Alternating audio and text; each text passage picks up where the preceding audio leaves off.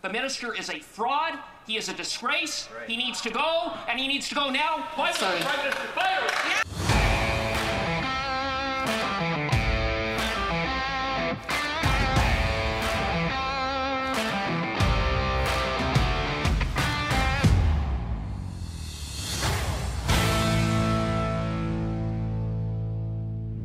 We're back to the last question period before constituency week, with the House resuming on Monday, November the 18th. The major players may not be there, but that doesn't mean there won't be fireworks. Let's take a look. Oral questions. Questions orales. The Honourable Sturgeon River Parkland. Thank you, Madam Speaker. The Liberals' cap on Canada's prosperity is a threat to the livelihood of all Canadians. All Canadians benefit from the support of our oil and gas sector in terms of jobs, investment, royalties, taxes, and perhaps most importantly, our dollar. This production cap will mean fewer jobs, less investment, less taxes to fund hospitals and schools, and higher inflation on everything as our dollar collapses against the U.S. Meanwhile, more jobs for American energy and steel workers. Will this Liberal government finally put aside its obsession with grinding our energy sector down, unleash Canada's energy superpower, and scrap the cap? The Honourable Parliamentary Secretary to the Minister of Environment and Climate Change. Thanks, Madam Speaker. Let's stick to the facts. Canada's overall emissions are the lowest that they've been since 1997. That's the year that Connor McDavid was born, and they're going down thanks to climate action undertaken by this Liberal government. The Alberta oil sands are by far the largest source of greenhouse gas emissions in Canada, and the Conservatives want to turn a blind eye to unlimited pollution in the oil sands. Madam Speaker, Alberta's far-right Premier Danielle Smith has spent $7 million on a misinformation campaign here in Ottawa. Far right? This is... The Liberals think that anybody who is to the right of them is far right. But the problem is they've gone so far left that they don't understand that they're on the fringe, not the Conservative Party. Yeah, even the NDP is to the right of the Liberal Party at this point. Yeah. So technically Jagmeet Singh should be classified as far right when it comes to the Liberal Party. To make polluting free again. That's $7 million that could have hired new teachers, new nurses, new doctors, but instead she's shilling for big oil and gas, and these Conservatives are helping her do it. Good answer. Good answer. No, it's not. Good answer. You're commenting on how one of the premiers is spending their budget, which is none of your business. Well, because they're trying to make the connection between Conservative Danielle Smith doing this bad thing over here and the federal Conservatives. Well, and I'm just waiting for them, and it's probably going to come at some point. I'm waiting for them to make the link between Donald Trump and the far right and the Conservative Party of Canada and the Conservative parties that are leading the provinces. It's going to come. Just wait. Member for Sturgeon River Parkland. Well, Madam Speaker, speaking of misinformation from this Liberals, the Environment Commissioner confirmed that this Liberal government is not on track to meet its own emissions reduction targets. Canadians are paying the cost of this Liberal government's carbon tax, and it's all pain and no gain. Under the Conservative, Canada's economy grew, and emissions actually went down. But under these Liberals, Canada's GDP per capita is collapsing under the weight of tax hikes. The Liberals' real plan to hit their emissions targets is to collapse our economy and move more jobs south of the border. When will they have the courage to finally admit it and let Canadians decide in a carbon tax election? The Honourable Parliamentary Secretary. Madam Speaker, that is not true. Under the Harper government, pollution went up and up and up. In million metric tons of greenhouse gas emissions, 716, 721, 738, 753. Madam Speaker, under this government, we've brought them down under 750 million metric tons after it was rising under the Harper government to an average of under 700 million metric tons over the past 3 years. Under Conservative government, emissions were projected to be 41% higher by 2030. Conservatives want to abandon our climate commitments to future generations and make polluting free again, and that's not okay. Did you hear that? An average. What happened in 2020, 21, 21, 20? Remind me again? Let's see. Some sort of event that they forced everybody to stay home. Right.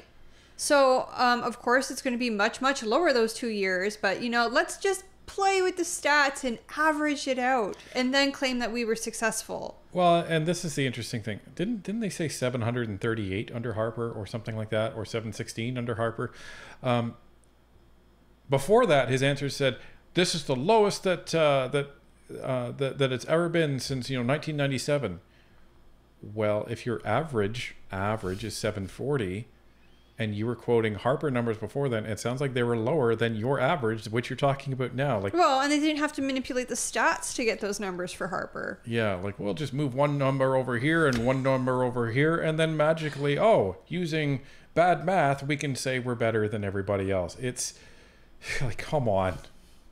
The honour member for Sturgeon River Parkland. Well, Madam Speaker, I'll tell you what's not okay. The Salvation Army released yet another devastating report on rising food costs. The Liberals' tax and spend policies are driving up costs for farmers who grow the food, truckers who ship the food, and sadly, for families who eat the food. With malnutrition on the rise and scurvy making a comeback, it's no wonder that Canadians are dissatisfied with the menu of higher taxes and inflationary spending offered by these Liberals. It's time to axe the tax so Canadians can afford to eat, and get themselves to work. When will this NDP Liberal government let Canadians decide in a carbon tax election? L'honorable secrétaire parlementaire, ministre des Familles, des Enfants et du Développement social. Thank you, Madam Speaker. We know that we are going through expensive times. This is exactly why we've made investment like the Canada Child Benefit. This means that we send parents over $7,000 per year to help with the cost of raising kids. Parents, when the Conservative leader talks about cuts, he's saying that it will cut these checks and make your family worse off. Is this what families need? No, I don't think so. We fight for Canadians, and we are there when times are tough. Investments. You sure are there when times are tough. Canadians can't forget it. Like, jeez. There's a big difference between the backbenchers on the Conservatives and the backbenchers on the Liberals. At least when the backbenchers on the Conservatives are reading something, they sound genuine about it. But when you actually are sitting there and are reading things in front of you, and you are trying to make it seem like you are not reading something that has been scripted for you, that you have only seen 5 minutes before, like, really genuine, Liberals, really genuine. And this is a parliamentary secretary. She's in cabinet, by the way. Well, not technically. She's not a minister, but she's considered part of the government. When you use the phrase government, it's the prime minister, the ministers, and the secretaries. The backbenchers are not considered part of the government. So that if you say you have a government bill, it's one of these folks that can put it forward. Right. I do want to say, though, that I find it upsetting that the Liberals are like, Canadians are having a really tough time affording things. We'll help you with our programs that only a fraction of Canadians can use, but everybody has to pay for. And that's totally not going to affect the budget, affect our debt, affect anything else. It's going to make life worse for Canadians overall. At least we're helping a very small fraction of Canadians for a very small fraction of time. The Honourable Member for Bellechasse-les-Échemins-Lévis. Madam Speaker, new StatsCan data confirms that this government has failed. Per capita GDP has gone down over 8 of the last 9 quarters.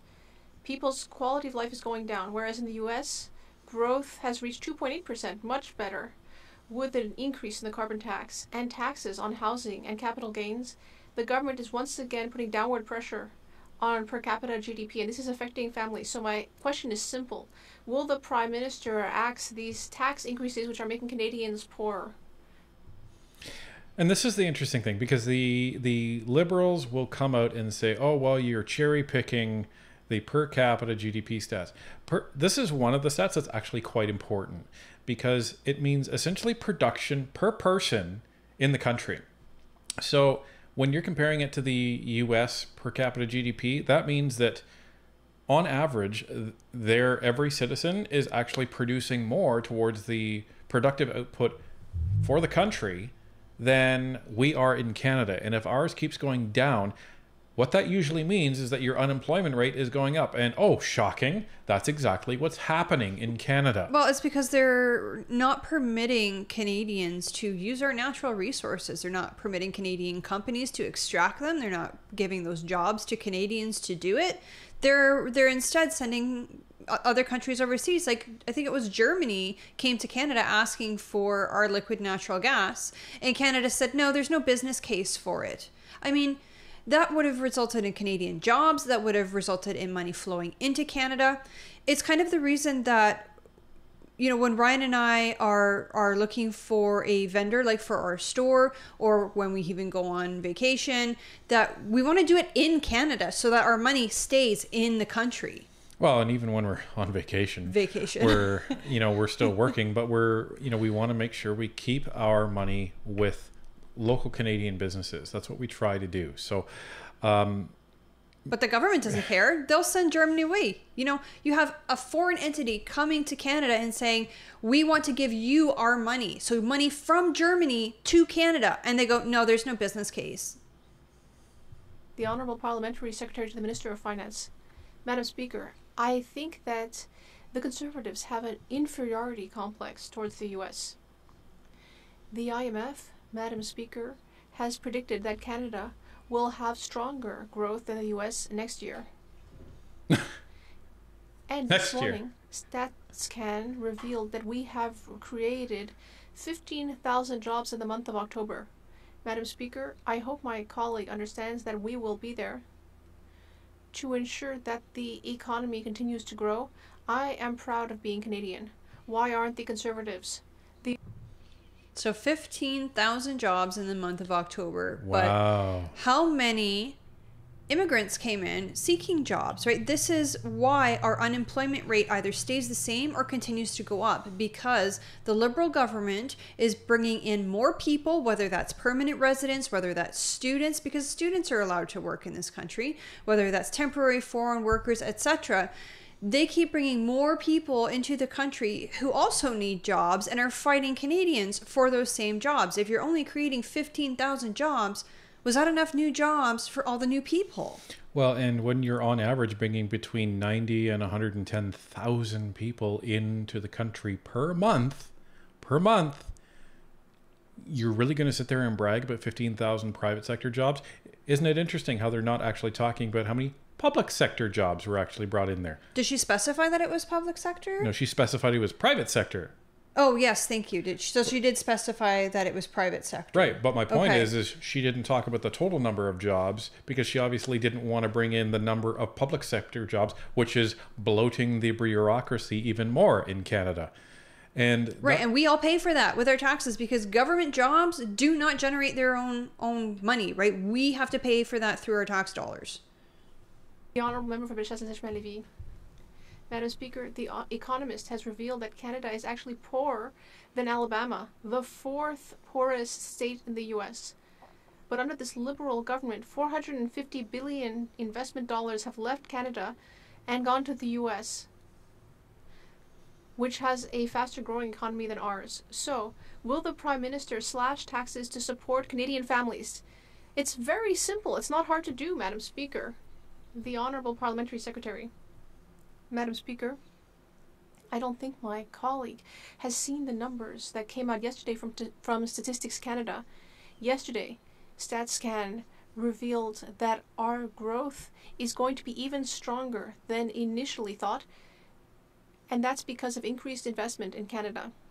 Global investors are interested in investing in Canada because we offer stability, Madam Speaker, and that's what counts. stability? Are you kidding? You guys offer corporate welfare is what you offer, which again costs the taxpayer money. But they want to put in a capital gains tax increase. That's not stability. That's actually That's bad. anti-investment. Yeah. You're basically telling any company that wants to come and invest in Canada, hey, you're going to be giving us more taxes, so just a heads up there. Oh, but we'll give it back to you in the form of corporate welfare. And like ridiculous. The Honourable Member for Saint-Jean. Well, Madam Speaker, we should not expect to see Donald Trump water down his threats of mass deportation. In fact, yesterday in an interview, he said he would take action regardless of the cost of the American economy. So there's a high risk of a wave of migration towards our borders. And yet, yesterday, just as Trump was repeating his threats, here at committee, The Minister of Public Safety said that Quebecers' concerns are misplaced. And he said he wouldn't do anything unless there is a crisis. But is it really misplaced to want to avoid another Roxham Road crisis? Okay, so many of you are probably hearing this in the media because they're talking a lot about it. So you may or may not be aware, one of the talking points that Donald Trump has been speaking about in his campaign is he's going to deport all of the illegal, undocumented immigrants in the United States. So the concern is that now that he's elected, you're going to see a wave of all of these people come up to Canada requesting asylum. And Quebec actually has some legitimate concern here because a lot of these people end up in Quebec. And they've been kind of shouting about this for a long time now. Well, that's where Roxham Road was, wasn't it? Right. Yeah. So the concern is that we already have too many people right now. For our services. And for our infrastructure and for many things. Because again, like, I can't have 55 cats in this house, right? That's way too many cats. Everybody will be uncomfortable. Everybody may get sick. Everybody's quality of life goes down. It's too many. And it's kind of the same with a country, right? You only have so much infrastructure. You have so much in terms of healthcare spending, in terms of education. I mean, our son's school was at 160% capacity. That's huge. Yeah, so we can't absorb, the number of people here. And the Liberal government has all but admitted it because they're reducing their permanent immigration numbers. Right. If you want to have that many people, then you need to do your infrastructure first. You need to get more doctors. You need to build more roads. You need to build more homes. You have to get that done first, and then you can take in additional people. So it would be actually a disaster, an actual disaster that exacerbates all of the problems that we already have if this ends up happening. Now, the RCMP has said, oh, we're ready. Really? You're ready? I don't think anyone has any comfort in that. The Honourable Parliamentary Secretary to the Minister of Agriculture and Agri-Food. Thank you, Madam Speaker. I'd like to thank my colleague for her question. As the Minister of Public Safety said yesterday, whether it be the RCMP or the CBSA, they have operational plans for all contingencies, and we can reassure this House that our borders will be protected. The Honourable Member. Well, while the federal government is still sleeping at the switch, people are organizing at the border, but not the government. Criminal human smuggler networks. They are already the ones pulling the strings at the borders, taking advantage of lack of RCMP resources. They were exploiting asylum seekers during the Roxham Road crisis, and today they are still exploiting people who are trying to migrate from Canada to the US. When Trump won the election, they got out the champagne because they are getting ready for a wave of migration. When will the federal government follow suit and start getting ready? The Honourable Parliamentary Secretary. Thank you, Madam Speaker. Now, of course, this government is always prepared to ensure that our borders are protected. The RCMP has operational plans in place to face any possible wave of migrants that might be arriving at the border. We will not be commenting on the operational plans of the RCMP or the CBSA because that could compromise safety. Do you think that's a fair point? He doesn't have to comment on the specific operational plans. Just say, yes, we're going to do something. But he could say, listen, we understand this is a big concern. We recognize it's a big concern. And we are actively working with the RCMP and the CBSA to ensure that should this large wave of migrants come at the border, that we will be ready. Like, he can say something like that, and I'm not even a Liberal, and that sounds a lot better than what he said. The Honourable Member for Rosemont-la-Petite-Patrie. Madam Speaker, the Salvation Army's annual report told us that 1 out of 4 parents are actually skipping meals so they can feed their children. That's 25%. It's like we're living in Les Mis or in a Dickens novel. As a society, it's unacceptable that parents are skipping meals so they can feed their kids. And yet, what are the Liberals doing? They're meeting up with rich grocery chain CEOs and are begging them, well, please be nicer. Please lower prices. It's a joke. When will the Liberals finally take action? And and allow families to put food on the table. When will the NDP take action and bring this government down? Right. I saw that report this morning. It was very upsetting that we are so hard done by in this country that parents are having to skip meals just to feed their children. This is like the stuff my grandfather grew up with during the war. And this should not be happening in a country like Canada, especially during peacetime. Well, this is what no other country looking at us understands, because they're like, how? You guys should be one of the richest countries in the world, not even per capita. You should be one of the richest countries in the world. Why are you not taking advantage of everything? It's because of this government's disastrous policies. They're disastrous environmental policies that won't let us get our own natural resources out of the ground.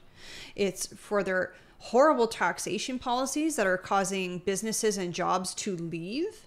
And their horrible immigration policies that are allowing more people into the country than we have jobs for, and that the whole system is able to sustain. Well, and the other problem is none of these people have any problems with affordability.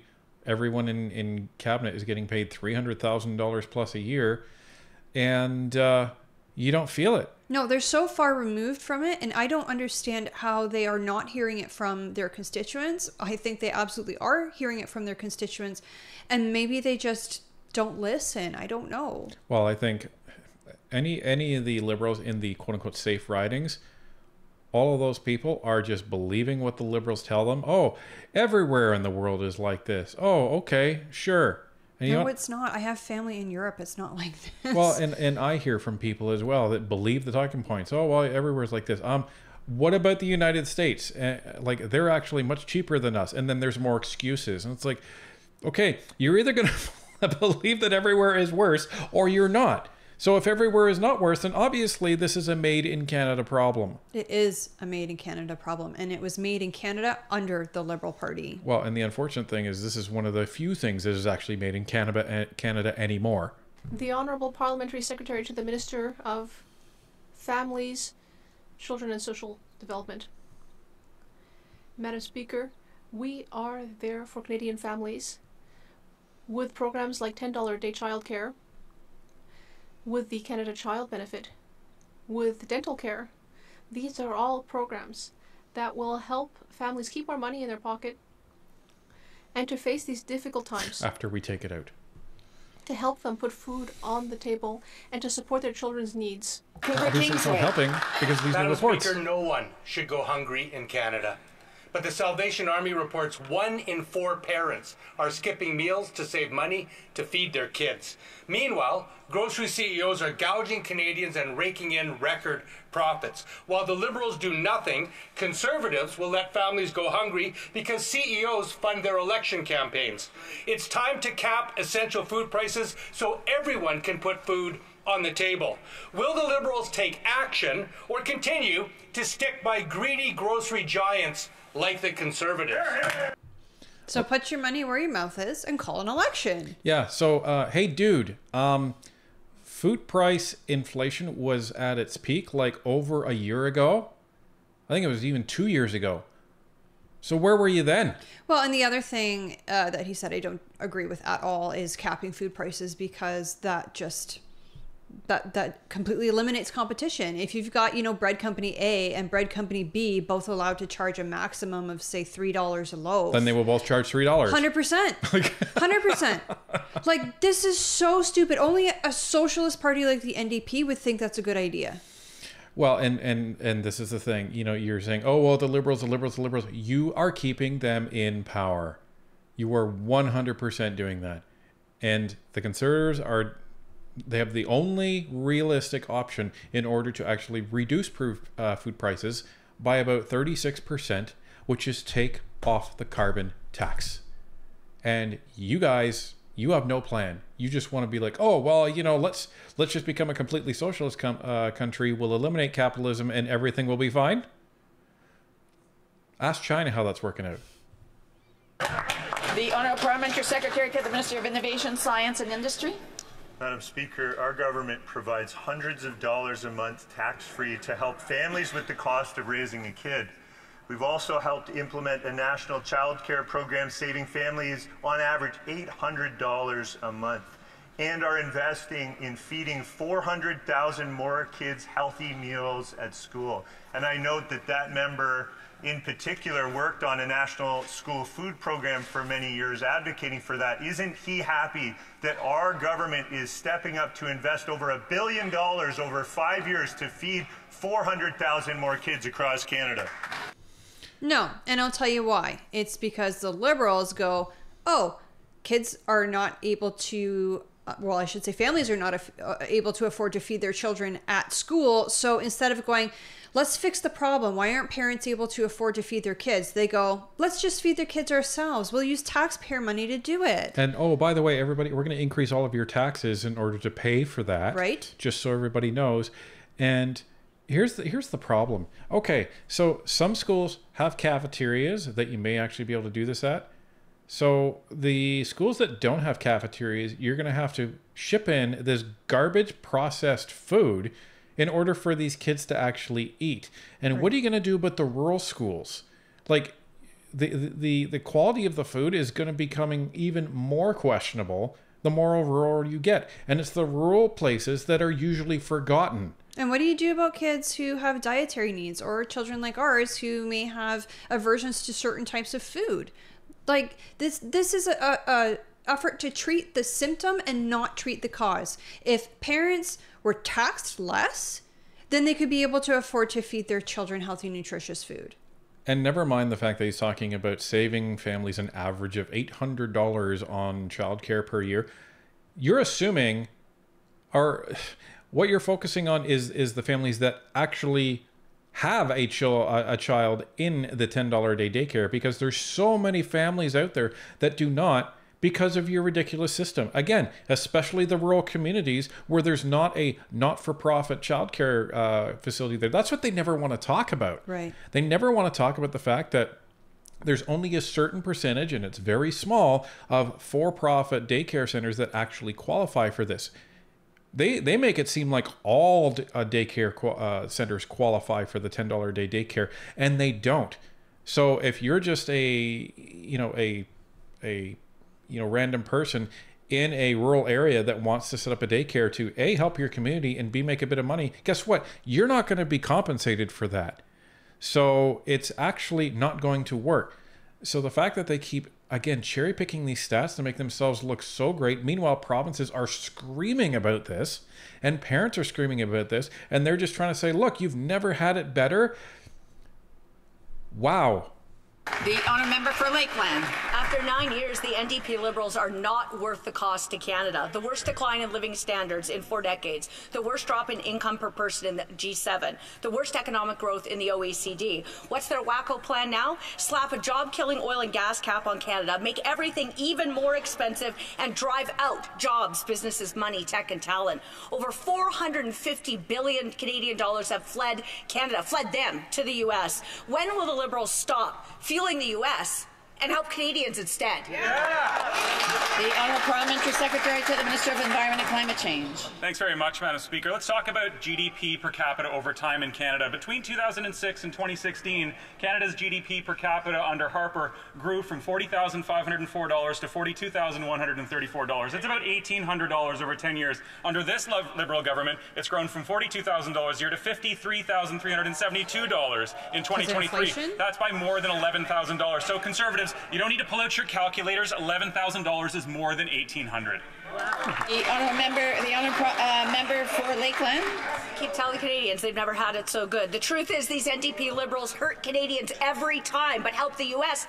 and hostile regimes. It's nuts, and so many countries want Canada's energy. Ukraine, Germany, Poland, Japan, South Korea, Greece, and Latvia all ask for LNG, but these NDP Liberals say no. 1 million Canadians need powerful paychecks from oil and gas jobs, but 9 years of killed pipelines, energy tax hikes, and oil and gas cap sends jobs and monies to the U.S., Canada's top ally and competitor. Why do the NDP Liberals send Canada's jobs to the U.S. and make Canadian workers suffer? Yeah. And this is the problem. The way the Liberals calculate things is, well, if we don't provide the oil and gas, then nobody else will either. So we're helping the environment. And what actually happens is when these other countries can't get oil and gas from friendly companies, they have to, they have to go to unfriendly countries. Like Russia. Like Russia. Or somewhere in the Middle East. So you then have them having to purchase the LNG at a premium and then funnel all that money to potentially hostile countries. Like, the lack of complete vision of this government is astounding. And it's no wonder that all of our allies look at us like we're the joke of the G7, because honestly, we are. Yeah. The Honourable Parliamentary Secretary. Thank you, Madam Speaker. We're working on the challenges that Canadians face with real solutions. At that time, inflation is down, interest rates are down, unemployment rates are down, and greenhouse gas pollution rates. Pardon me? Unemployment is going back up. What? Are you comparing unemployment to COVID? Is that what you're talking about? Well, and the interest rates. We've discussed how interest rates going down, especially going down so quickly, is not necessarily a good thing for Canada or Canadians. Right. It's called recession. Are down as well. And despite what these climate change denying conservatives say, CO2 isn't plant food. That absurd conservative claim that reducing our carbon emissions would somehow be bad for crop growth is straight up anti-science, disinformation, and climate denialism. Wait a minute. Okay, let him finish. Dioxide is a greenhouse gas. We learned that in elementary school. The oil sands are Canada's largest source of industrial carbon emissions, and our pollution cap asks them to invest some of their astonishing $60 billion in profits in innovating and making sure that Canadians can afford green, affordable. Okay, you want to talk about what you learned in elementary school.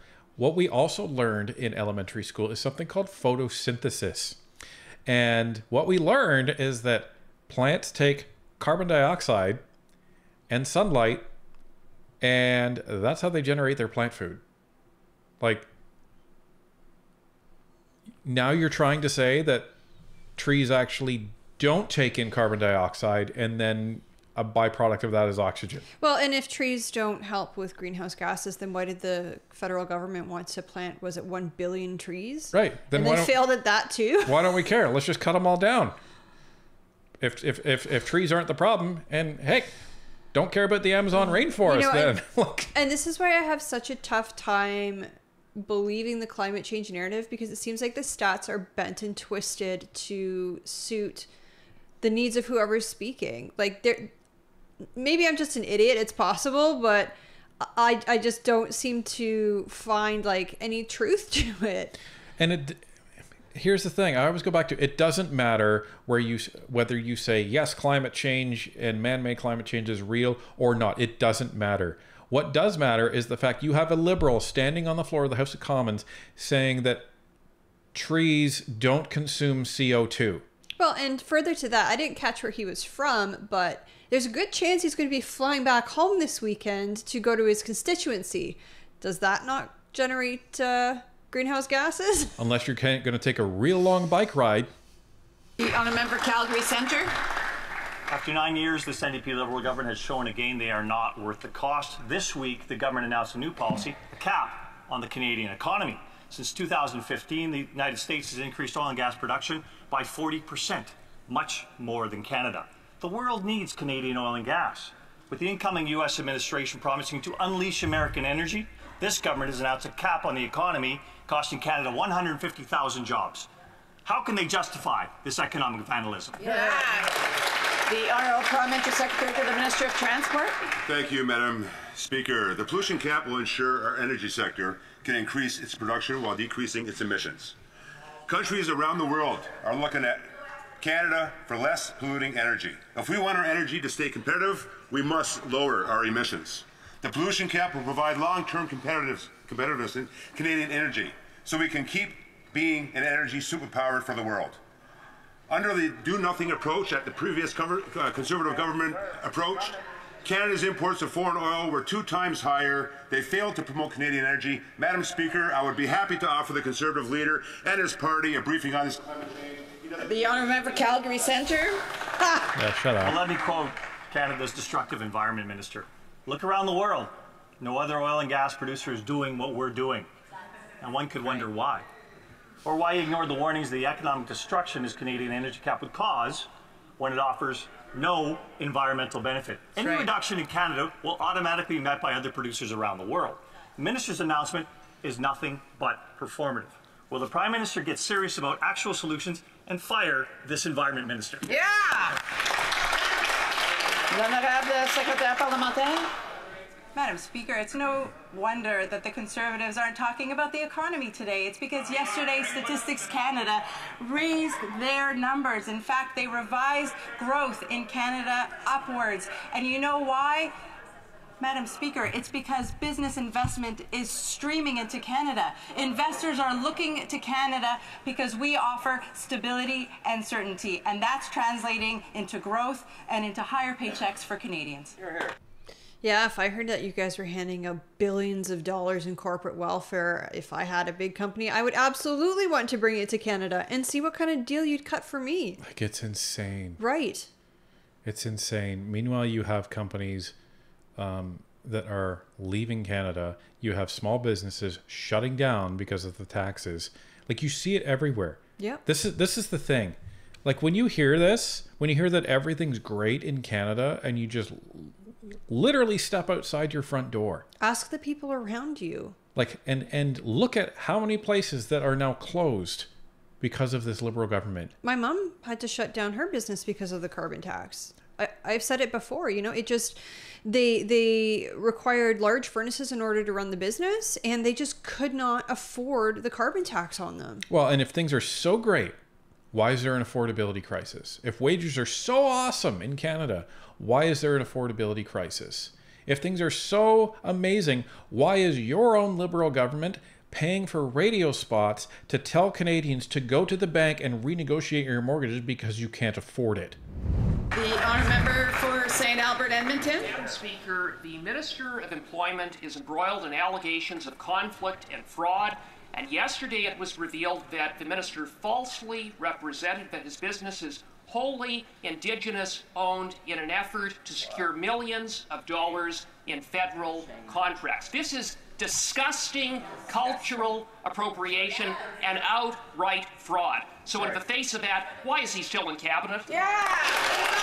Good question.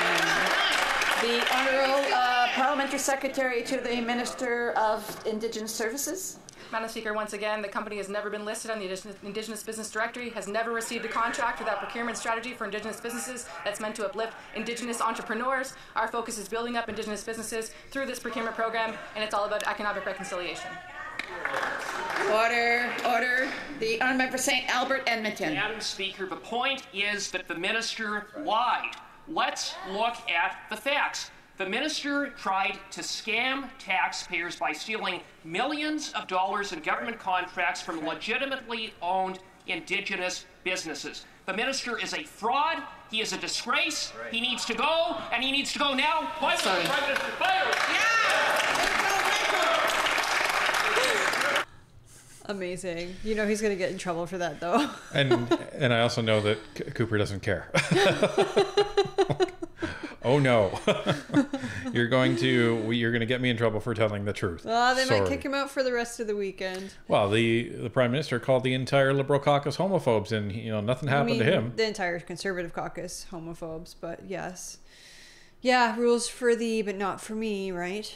And this is all around, obviously, Randy Boissonneau, if nobody was keeping score. And yeah, it was revealed the other day that he was trying to list his business as Indigenous in order to actually get government contracts. And that's gross. That is gross. I mean, if you're not Indigenous, then don't try to list your business as such. And these are the self-righteous people that constantly point out everybody else about cultural appropriation and all of this stuff. Meanwhile, they're the ones doing it. The honourable member knows full well that quite a few of the words that he used were not acceptable when addressing Parliament. So I would just ask members to please refrain from using those words to attack individuals. The honourable member for the Honourable Parliamentary Secretary for the Minister of Indigenous Services. Madam Speaker, once again, The company was never listed on the Indigenous Business Directory and never received a contract. But while we're talking about Indigenous Business Directory, I'd like to highlight that since we announced that 5% target, we've seen a surge in Indigenous entrepreneurs' interest and investment in that program. Conservatives were aimless. They didn't set targets and it showed. Only 1% of contracts were going towards Indigenous businesses. The Conservatives' hidden agenda here is obvious, Madam Speaker, and on this issue they're being disingenuous. Okay, well, maybe Miss Atwin should actually join committee and pay attention, because there's a whole investigation going on right now, spearheaded by Mr. Garnet Jennis, about the fact that there's a whole slew of companies out there that are calling themselves Indigenous, but are not. Well, and I think Mr. Jennis is also highlighting the differences between the different bands and how one band you may be considered Indigenous for having a grandparent who was Native, and then another band you might have, you might be considered Indigenous for having, you know, a great grandparent who was Native. So there's no, there's no common ground between the different bands. They kind of get to choose who's Indigenous and who's not. Well, and that one's saying, well, you know, Randy Boissonneau's country was never on the Indigenous registry, so nothing happened. Well, obviously something did happen.